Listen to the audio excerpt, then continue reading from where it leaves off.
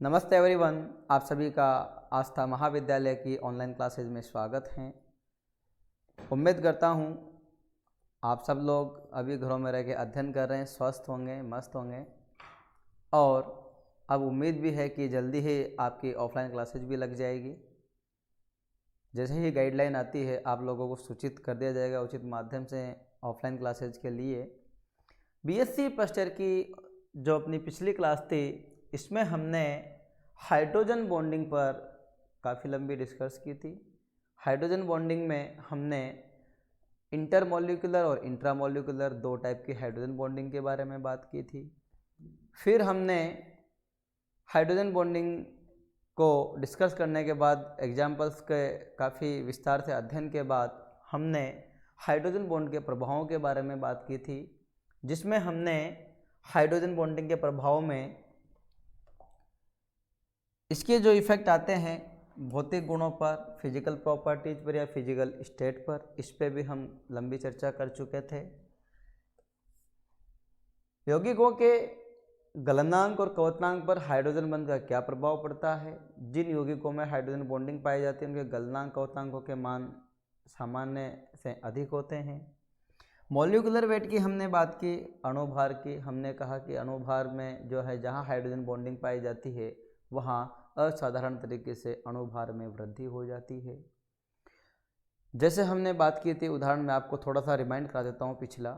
Acetic acid का सैद्धांतिक अणुभार 60 प्राप्त होता है, लेकिन उसका जब हम प्रायोगिक तरीके से मॉलिक्यूलर वेट निकालते हैं तो वो हमें 120 प्राप्त होता है। उसका कारण है आपका अंतर अणुक या इंटरमॉलिक्यूलर हाइड्रोजन बॉन्डिंग, क्योंकि वो दो अणु एक साथ जुड़कर डायमेरिक फॉर्म में हमेशा रहते हैं। बात करें हम सोल्युबिलिटी इन वाटर में विलेयता के आधार पर हमने जो है डिस्कस की पिछली क्लासों में कि हाइड्रोजन बॉन्डिंग का कैसे इस पर प्रभाव पड़ता है। फिर एरोमेटिक जो यौगिक है, एरोमेटिक कंपाउंड्स हैं, इनके बॉइलिंग पॉइंट, मेल्टिंग पॉइंट पे हमने चर्चा करी। अब उसके बाद आपका जो है structure of ice, abnormal behaviour of water, dissociation constant and viscosity, ये चार टॉपिक आपके रिमेनिंग थे। इन चारों टॉपिक पर हम आज डिस्कस करने वाले हैं। तो आगे बढ़ते हैं हम, और सबसे पहला है आपका स्ट्रक्चर ऑफ आइस। आइस जो आपके बर्फ़ होती है, बर्फ़ की संरचना की हम बात करेंगे। तो देखो, बर्फ़ की जो संरचना होती है वो एक खुले पिंजरे के समान होती है, ओपन केज के समान होती है। इसमें हमने देखा कि बर्फ़ की संरचना में आपका जो प्रत्येक ऑक्सीजन परमाणु है वो अन्य 4 हाइड्रोजन परमाणुओं के द्वारा घिरा हुआ रहता है। कितने परमाणुओं द्वारा? 4 हाइड्रोजन परमाणुओं द्वारा। और जब ये 4 हाइड्रोजन परमाणु से गिरता है, अर्थात यहाँ पर हाइड्रोजन बॉन्डिंग होती है, और जब बॉन्ड बीच में आएगा तो एटम टू एटम डिस्टेंस भी आपकी इंक्रीज होगी। और जैसे ही आपके atom to atom distance increase होगी, एक नए बॉन्ड का फॉर्मेशन होगा, तो उस दौरान इसकी डेंसिटी क्या होगी? कम होगी, इसका घनत्व कम होगा। और घनत्व कम होगा तो इसमें एयर आ जाएगी अंदर, और जब एयर आएगी, या हम यूँ कह सकते हैं घनत्व कम होगा, तो ये जल की सतह पर तैरेगा। आपसे बहुत सिंपल, बहुत आसान क्वेश्चन पूछा जाता है, बर्फ़ जल की सतह पर क्यों तैरती है? तो बर्फ़ जल की सतह पर इसलिए तैरती है क्योंकि बर्फ़ का जो घनत्व होता है, जो डेंसिटी होती है, वो जल की तुलना में कम होती है। अब जब डेंसिटी कम है तो कम क्यों हुई? कम होने के पीछे भी लॉजिक है। जैसे ही हम जल को कूल करते हैं और 4 डिग्री से जब नीचे की ओर जाते 0 डिग्री की तरफ बढ़ते हैं, तो इसमें एक बॉन्डिंग होती है, और यह हाइड्रोजन बॉन्डिंग जो है पिंजरे के समान बॉन्ड बना देती है, और इस बॉन्डिंग के कारण इसके अणु दूर दूर हो जाते हैं। जैसे मैं बात करूँ, देखो, एक वाटर मॉलिक्यूल, एक वाटर मॉलिक्यूल, एक वाटर मॉलिक्यूल। हम यहाँ बात करते हैं, देखो आपका ये जो है प्रत्येक हाइड्रोजन इस प्रकार से हाइड्रोजन बॉन्डिंग में पार्टिसिपेट करता है। आप ये देखिए इस प्रकार से। और अब हम देख रहे हैं यहाँ पर प्रत्येक ऑक्सीजन 4 हाइड्रोजन परमाणुओं से जो है घिरा हुआ है। हम इस ऑक्सीजन की बात कर लेते हैं, एक की। ये देखिए आप, सॉरी, ये देखिए आप, इस ऑक्सीजन को देख लीजिएगा, 4 अन्य हाइड्रोजन परमाणुओं से घिरा हुआ है। चाहे आप इसे देख लीजिएगा, आप किसी भी ऑक्सीजन को देख लीजिएगा। अच्छा, फिर हम घनत्व की बात करते हैं, तो घनत्व क्या होता है? द्रव्यमान अपॉन आयतन। तो जो आपकी डेंसिटी होती है, डेंसिटी क्या होती है? वेट अपॉन वॉल्यूम, भार अपॉन आयतन। अब हम बात करते हैं, इसको थोड़ा सा आपको मैं और अच्छे तरीके से समझा देता हूं। जिस प्रकार से देखो, आपका एक वाटर मॉलिक्यूल है ऑक्सीजन, ऑक्सीजन के पास 6 इलेक्ट्रॉन होते हैं, 3 लोन पेयर ऑफ इलेक्ट्रॉन होते हैं, जिसमें इसने एक इलेक्ट्रॉन की साझेदारी से OH2 का निर्माण कर लिया, H2O का निर्माण कर लिया, इसे हम ऐसे बोल सकते हैं। अब यहाँ पर देखिए आप, इस मॉलिक्यूल के पास में 2 लोन पेयर ऑफ इलेक्ट्रॉन है और 2 हाइड्रोजन है। दूसरा मॉलिक्यूल ये रहा, तीसरा मॉलिक्यूल ये रहा। ये सारे मॉलिक्यूल जब इकट्ठा रहेगा तो सब एक दूसरे के पास पास रहेंगे, और पास पास रहेंगे तो हम बात करते हैं इनकी इलेक्ट्रोनेगेटिविटी की। किसकी बात करते हैं? अगर हम इस बंध की बात करें तो इस बंध में हाइड्रोजन और ऑक्सीजन की इलेक्ट्रोनेगेटिविटी में काफ़ी बड़ा एक लार्ज वेरिएशन है, काफ़ी बड़ा अंतर है। तो इस बॉन्ड को जो खिंचाव रहेगा वो किधर रहेगा? वो ऑक्सीजन की तरफ रहेगा। जब ऑक्सीजन की तरफ रहेगा तो इस पर आंशिक ऋणावेश आना है और इस पर आंशिक धनावेश आना है। आना है कि नहीं आना है? आना है। जब इस पर आंशिक धनावेश आएगा तो इस पर भी आंशिक ऋणावेश आना है, और आंशिक ऋणावेश, आंशिक धनावेश जब पास पास आएंगे तो क्या होगा? अट्रैक्शन होगा। अट्रैक्शन होगा तो बॉन्ड फॉर्मेशन होगा। बॉन्ड कौन सा बनेगा? यहाँ पर 2 इलेक्ट्रोनेगेटिविटी में दोनों एटम्स के अंतर हैं, बहुत ज़्यादा अंतर है। तो यहाँ पर जो एक फोर्स काम करेगा वो है अट्रैक्टिव फोर्स, और उस फोर्स के दौरान एक बॉन्ड फॉर्म होगा, वो होगा आपका हाइड्रोजन बॉन्ड। इसी प्रकार आपका यहाँ बनेगा। तो अब आप देख लीजिए, इसी प्रकार से आपका इसके बीच में बनेगा। तो वही सिचुएशन आपकी आ गई है। प्रत्येक ऑक्सीजन 4 हाइड्रोजन परमाणुओं से घिरा हुआ होगा। ये एक उसका शॉर्ट पार्ट है, अपन ने आइस में से एक छोटा सा पार्ट निकाला है।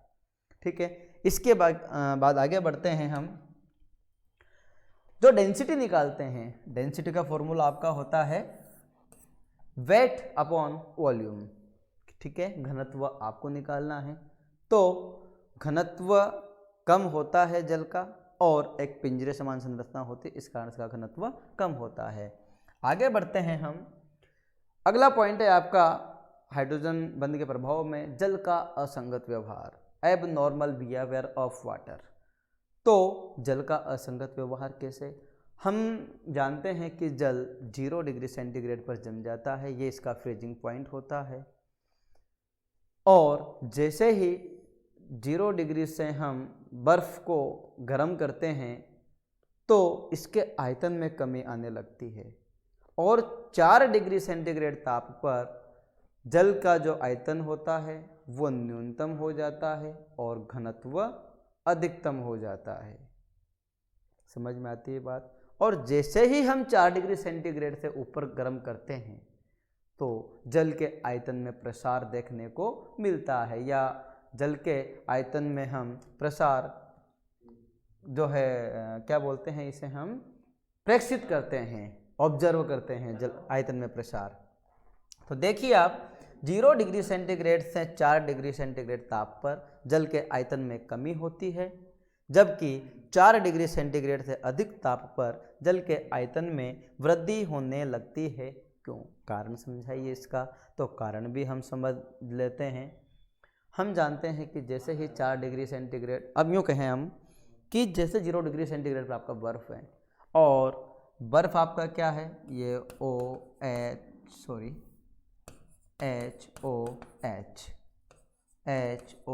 HOH, इसी प्रकार आपका इस प्रकार की बॉन्डिंग होती है। और इस बॉन्डिंग में हमने देखा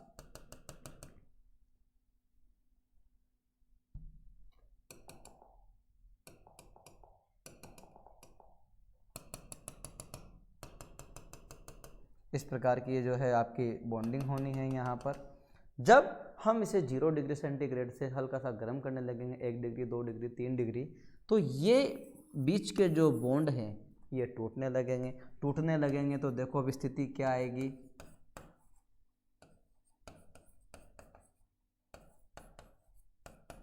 ये स्थिति आ जाएगी।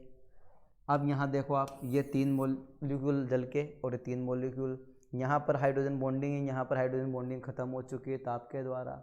जब ताप के द्वारा ये बॉन्ड टूटा तो अणु पास पास आएंगे, जब पास पास आएंगे तो इनका वॉल्यूम कम हो जाएगा, आयतन कम हो जाएगा, और जब आयतन कम हो गया तो डेंसिटी, इकाई आयतन में उपस्थित अणु परमाणु या जो भी आपका मॉलिक्यूल है यौगिक है उसकी अणुओं की संख्या आपका क्या कहलाती है, डेंसिटी या घनत्व कहलाती है। तो यहाँ कम जगह में आपके ज़्यादा मॉलिक्यूल है, यहाँ ज़्यादा जगह में कम मॉलिक्यूल है, तो यहाँ डेंसिटी कम है, यहाँ डेंसिटी ज़्यादा है।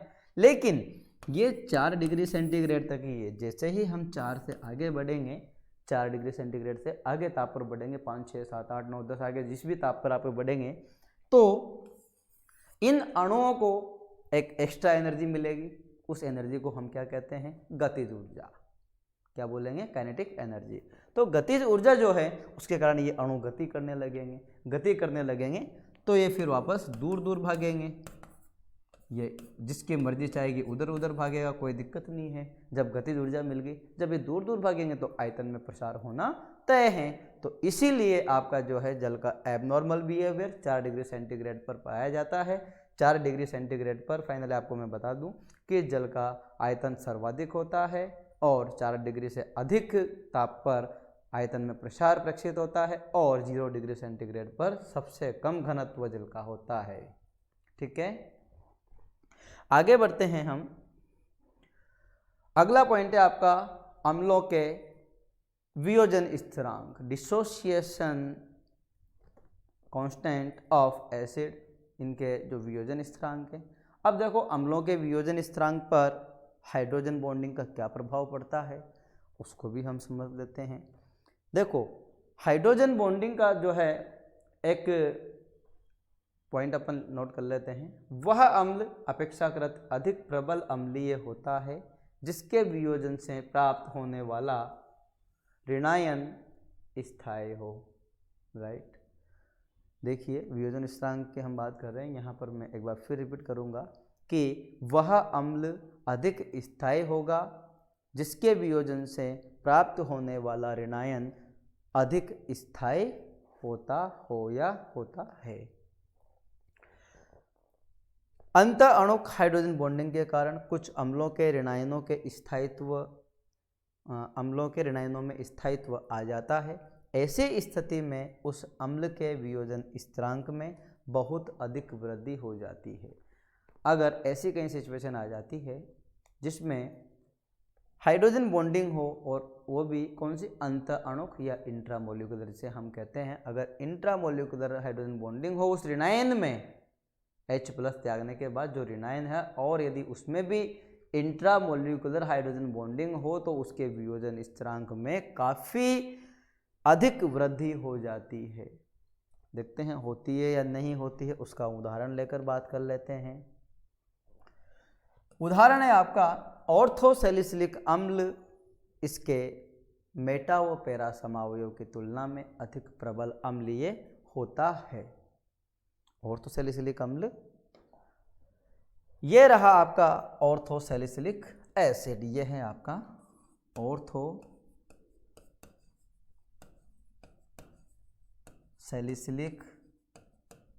अम्ल। ऑर्थोसैलिसिलिक अम्ल में ये जो आपका हाइड्रोजन है ये आपका यहाँ से क्या त्यागे, H+, राइट, -H+, और जब H+ त्यागेगा तो यहाँ पर चार्ज कौन सा आना है, नेगेटिव चार्ज आना है। समझ में आती है बात।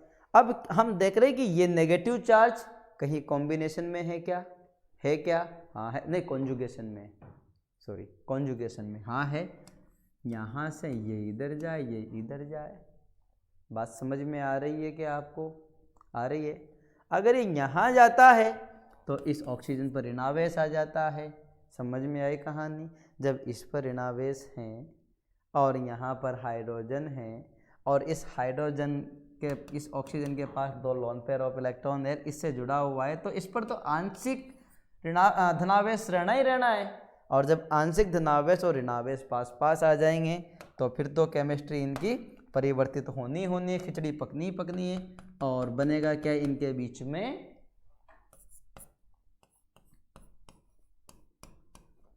इंट्रा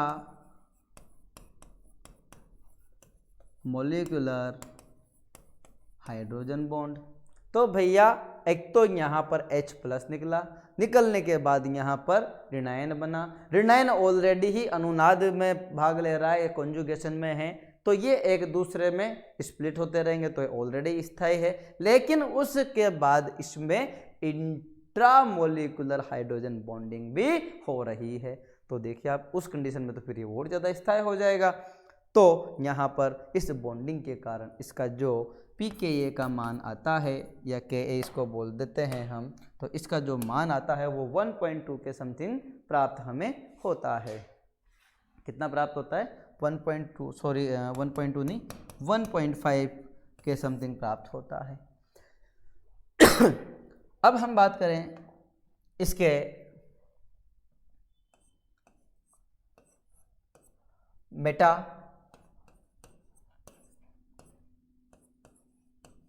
और इसके पेरा समावयवी की।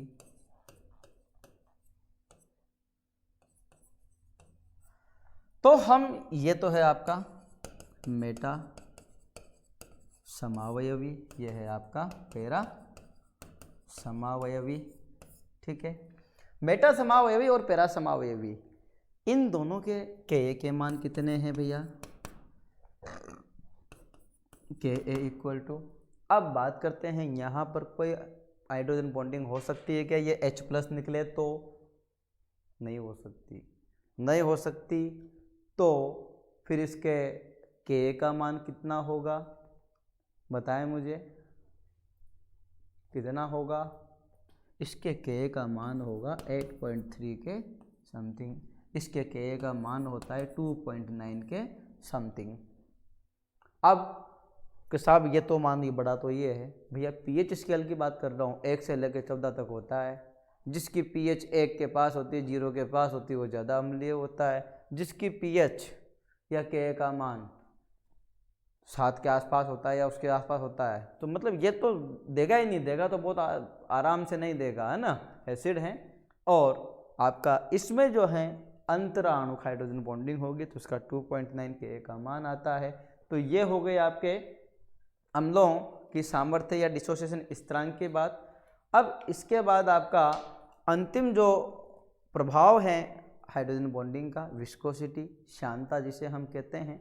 श्यानता को मैं डिफाइन कर देता हूँ कि द्रवों के बहने में व्यवधान या बाधा उत्पन्न करने वाले बल को हम श्यानता या विस्कोसिटी के नाम से जानते हैं। लेकिन आज का वीडियो थोड़ा लंबा हो जाएगा, श्यानता के बारे में हम इससे नेक्स्ट क्लास में चर्चा करेंगे। तो आज की क्लास हम यहीं समाप्त करते हैं। तब तक के लिए आप सभी का धन्यवाद, शुक्रिया। स्वस्थ रहिए, मस्त रहिए।